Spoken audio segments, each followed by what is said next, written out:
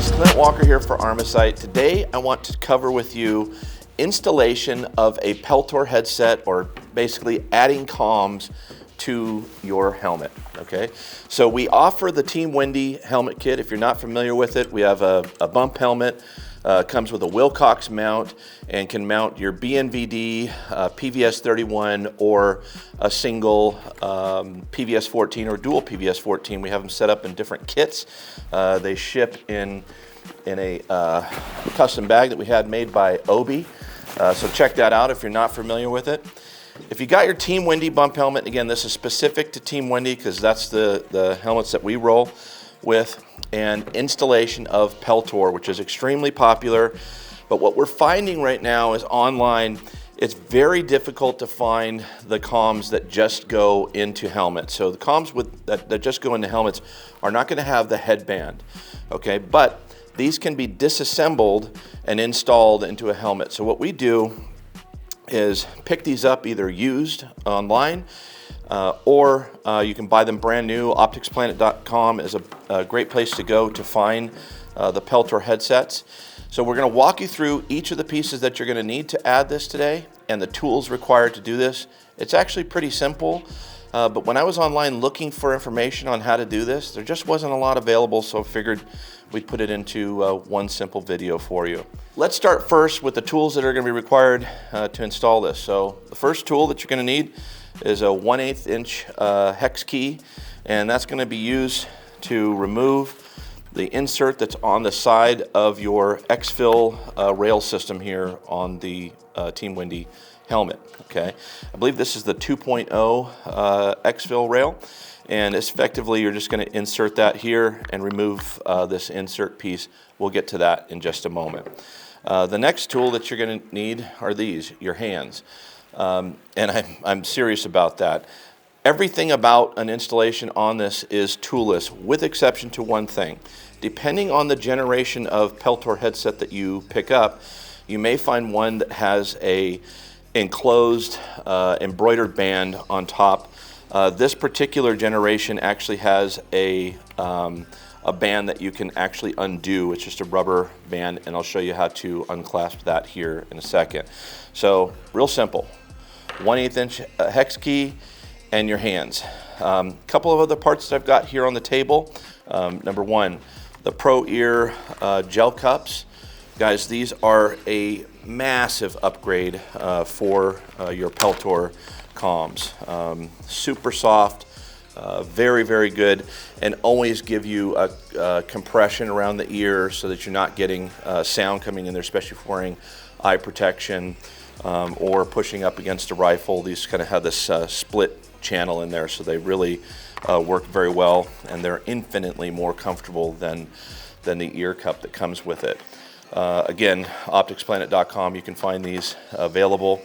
In addition to that, we have a push-to-talk kit here, and this is going to be used as an interface between your headset and your radio. So depending on what type of radio you're going to run, you're going to need to get a push-to-talk. The last piece that you'll need with this is the mount itself that's going to mount the ear cup, ear muff portion to the ballistic rail system here on the Team Wendy helmet. Again, I will provide a link down below. On Team Wendy's site, it's a little confusing because the photographs for both their Gen 1 and Gen 2 rails, which are two different rail systems, the photographs for this part are the same.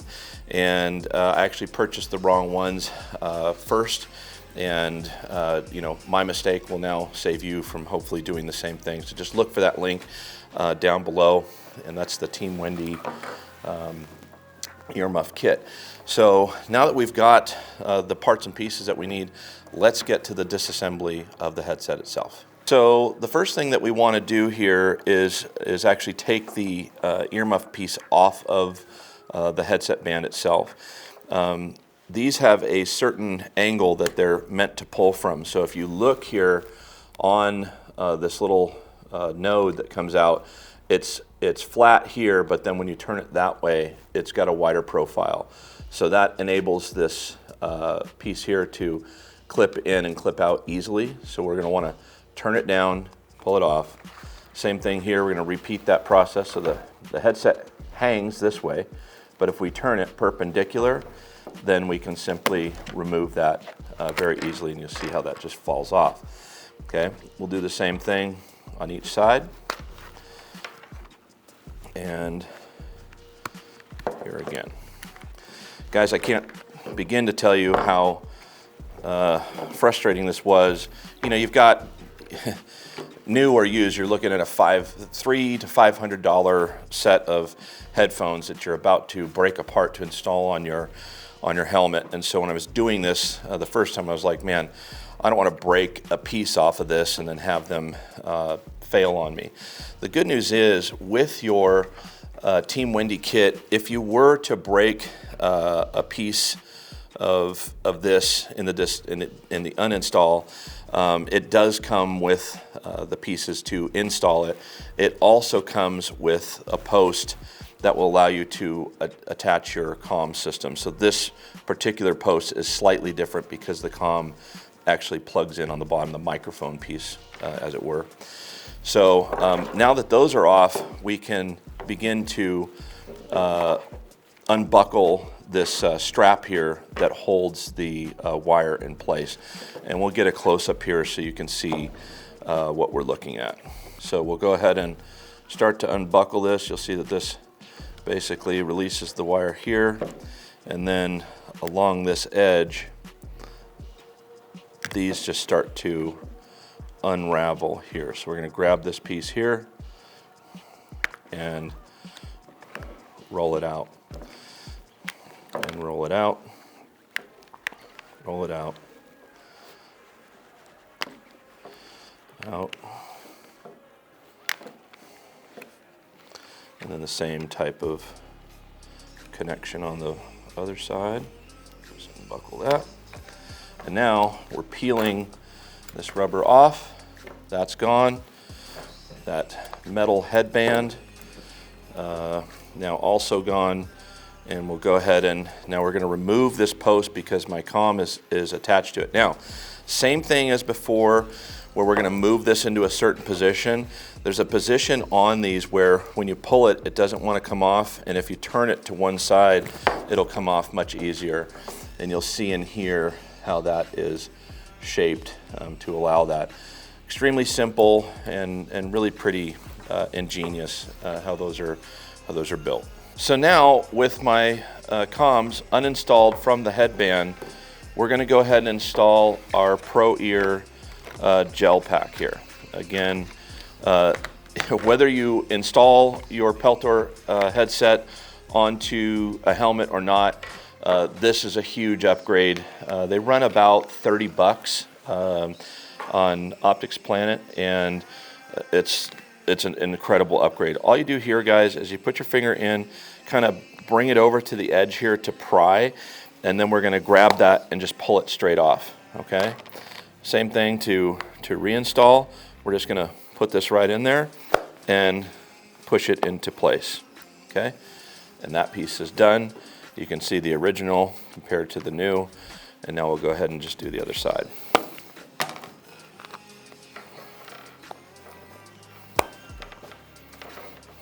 Boom. Now I've got my comms completely ready to install into my helmet. The first thing that we're going to need to do is remove this insert here from the rail of the Team Wendy. So this is where I'm going to need my 1/8 hex driver, and I'm just going to go ahead and take these Allen screws out. And you'll see that it removes this piece and exposes a channel here that is made for this piece here to interface with. And what it does is it keeps it from sliding on the rail itself and just gives it a real firm lock up in there. Again, an ingenious design for something that's extremely simple. So we'll go ahead and disassemble the other side. And So guys, I mentioned that there are just subtle nuances between the different generations of headset. On my particular headset for my personal helmet, you'll find that my mic can only be found on one side of the helmet. I don't really care for that, because if I'm a right-handed shooter, I'm going to want that mic boom to come out of the left side of my face. If I'm left-handed, I'll want it on the right side, so that the rifle isn't interfering with my mic at all. On the previous generation, that mic is fixed and you're not going to be able to move it. On the new generation of Peltor, you'll see that I can actually install my mic boom on either side of the helmet, which is super cool, right? And that can be done in the field. So if you have someone borrowing your helmet that's a left-handed shooter, I don't know why you'd want to be friends with someone that's left-handed, but if you are, then they can simply switch that around. So I don't want to get all the left-handed shooters of the world angry at me, but if they want to, sound off in the comments, all three of you out there. So at any rate, that's your different generation of your Peltor set. All right, so next thing we do, we want to determine again what side our mic is going to go on. So for, let's say, 95% of the free world, that boom is going to be found on the left-hand side of your helmet. It's probably easy just to kind of line it up this way, rotate this helmet back, and the next thing that we want to do is remove the padding insert here on your Team Wendy helmet.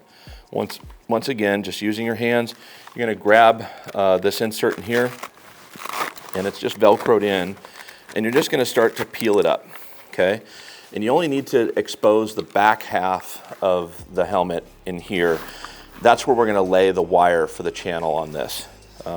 What's most important when we're doing this, when we're going to hang that, is that we be mindful when we connect our mount that we don't have wires wrapped around in an odd way that's going to make you have to take the thing apart. So just be mindful of that when you're installing it. Even though I'm paying attention, most of the time I wind up wrapping a wire as well, because I'm not that smart. All right, so I'm going to leave this piece here right now, and I'm going to go ahead and install my my earmuff mounts to the Team Wendy mount before installing that to the helmet itself. Hey guys, as we get to installing the earmuff portion onto the Team Wendy mount, we need to be mindful of this mic, this boom mic, right? Because that piece has its own mount, and again, if you break this one when you're uninstalling it, the Team Wendy kit does come with one, but it basically has an extra post in here where you can connect the comm on the bottom, okay? Mine's intact, so I'm just going to go ahead and leave it that way, and then I'm going to remove the forward-facing portion of this mount. So I'm going to turn it, again, twist it sideways, pull it off. That one's removed, and now I can simply install the one that I want where I want it, okay? And again, we need to turn it sideways, and now this thing will turn freely. Next thing I'm going to want to do is bring this around, and again, remember that these kind of clip on in a certain fashion on here. You don't want to have it coming in from the side because you could break the tab here. It is a very durable polymer, but it can fail if you push it too far right here. Okay, and now I've got that where I want it. So guys, you'll see at the top of the headset mount, this wire is going to come towards the top, okay? Because that's going to go up into your helmet, and now this portion is going to be forward on the mic, and this wire should be free. You don't want it entangled inside this here at all, and that way we can remove it, move it to the other side, and make adjustments if we need them. Again, the wire is going to be coming out of the top, so we want to align that towards the top of the mount here, and we're going to take our set, and it really should clip in just like this, guys. You're going to hold it here, and it's going to come in from this direction is the most effective way to line that up. And simply pop that in place. Once again, I'm going to grab it here, try and keep my fingers out of the way so you can see it, and pop this into place. And now that one's lined up. So now I've got this piece mounted and ready to go, and you can see how that wire will kind of fold up into the helmet there. So next thing we want to do is connect each side to the rail system. And again, super cool design with these guys. I love how they did this. So a couple things to be mindful of, and that is that we're going to need to run this side of my comm. It's going to have to come through the band itself. Okay, so let's just pick up this piece and kind of run it through like that. Okay.